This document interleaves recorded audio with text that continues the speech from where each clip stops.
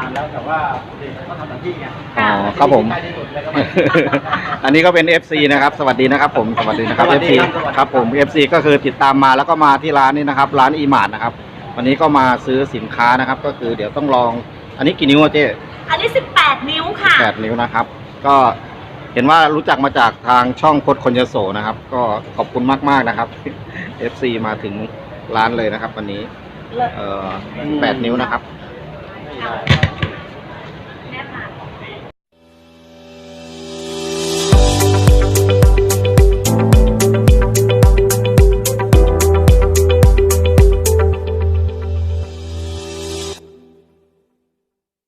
4 ทดสอบสวัสดีค่ะเช็ค1 2 3 4 ทดสอบ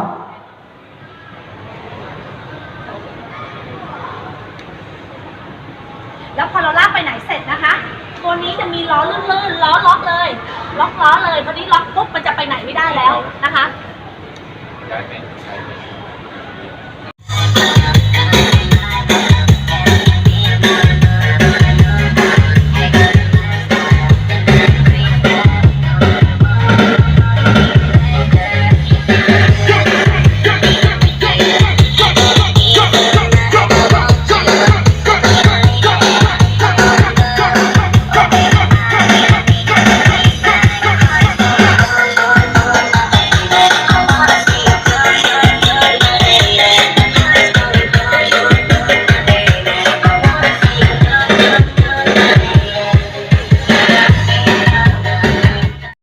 สวัสดีนะครับอยู่กับช่องพจน์คนยโสนะครับผม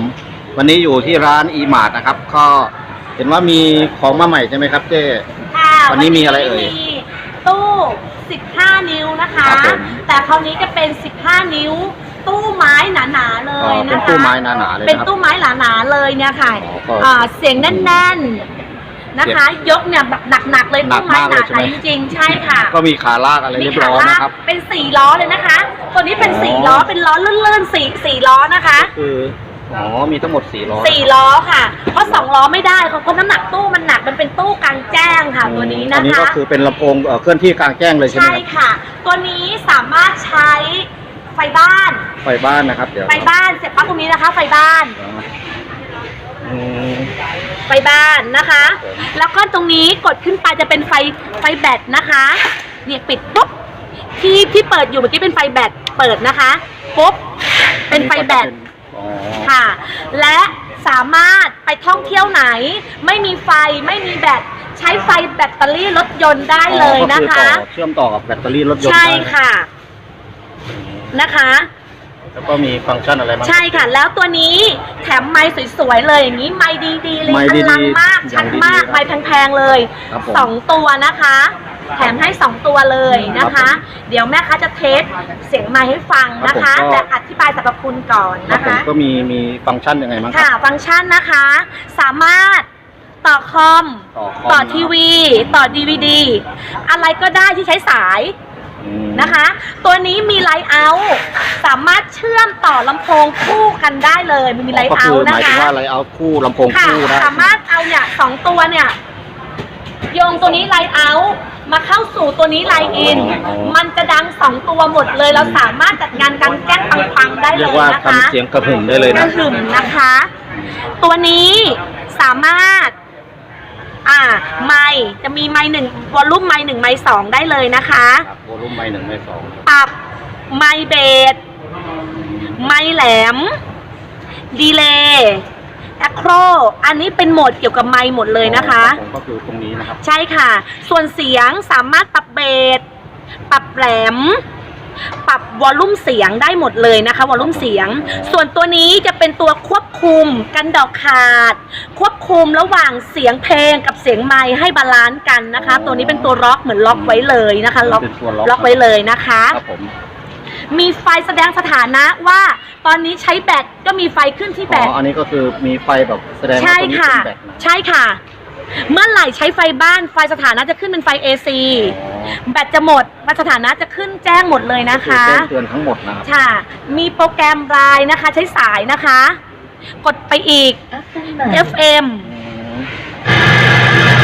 กดไปอีก Bluetooth Mode นะคะ ทุกอย่างได้หมดเลยนะคะ ครับ เสียงดีๆนะคะ เดี๋ยวเราจะมาฟังเสียงเพลงกันว่า ตัวนี้เท่าไหร่เจ๊ประ ตั มาว ณ นี้อยู่ที่ 9,900 บาทค่ะ 9,900นะครับก็ไม่มีส่งทางเพราะว่า ส่งได้นะคะแต่สามารถส่งทางเคอรี่แต่ลูกค้าอาจจะต้องเสียค่าขนส่งเองนะคะเพราะเราไม่ได้ขายแพงเลย เราเน้นของที่คุณภาพเพราะไมค์คู่หนึ่งหลายตังค์มากๆนะคะ เดี๋ยวลองฟังเสียงไมค์ก่อน เดี๋ยวยังไง นะคะ ลองฟังเสียงก่อนนะครับ ทดสอบเช็ค1 2 3 4ซึ่งปกติไม่มีอะไรได้ดังขนาดนี้นะคะ เช็ค1 2 3 4แล้วแม่ค้าวางไมค์ห่างปากนะคะ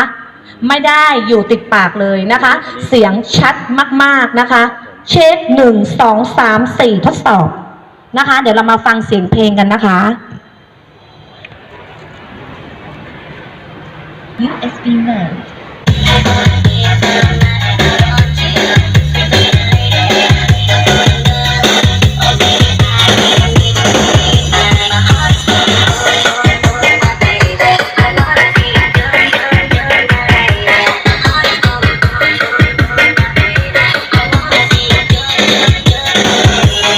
นะคะเสียงเพลงกับเสียงไมค์บาลานซ์กันได้เลยนะคะ เสียงดีๆเลยเช็ค1 2 3 4ทดสอบนะคะ แล้วก็จะมีโหมดพิเศษโหมดหนึ่งเราจะทำให้ดูนะคะ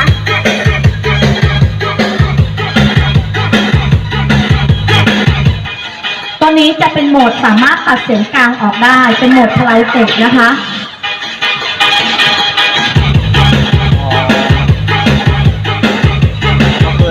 เช็ค1 2ทดสอบสวัสดีค่ะแล้วก็อีกโหมดหนึ่งนะคะ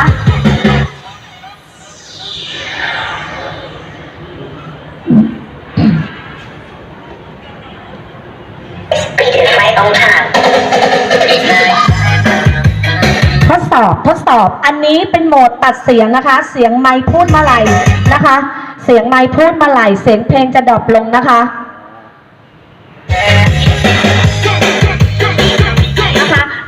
ถ้าเกิดจะกลับไปโหมดเดิมก็กดตรงนี้ได้เลยนะคะกดคำว่าไมค์ทดสอบนะคะเสียงไมค์กับเสียงเพลงบาลานซ์กันแล้วนะคะเช็ค1 2ทดสอบสวัสดีค่ะอันนี้เป็นตู้การแจ้งได้เลยนะคะ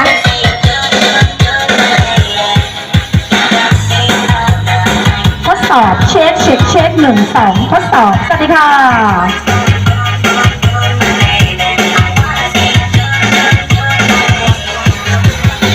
เราสามารถเดินลากไปไหนมาไหนได้เลยนะคะตัวนี้นะคะเคลื่อนที่ได้นะคะตอนนี้เราไม่ได้ใช้ไฟนะคะเช็ค1 2ทดสอบทดสอบสวัสดีค่ะนะคะล้อลื่นๆเลยนะคะตัวนี้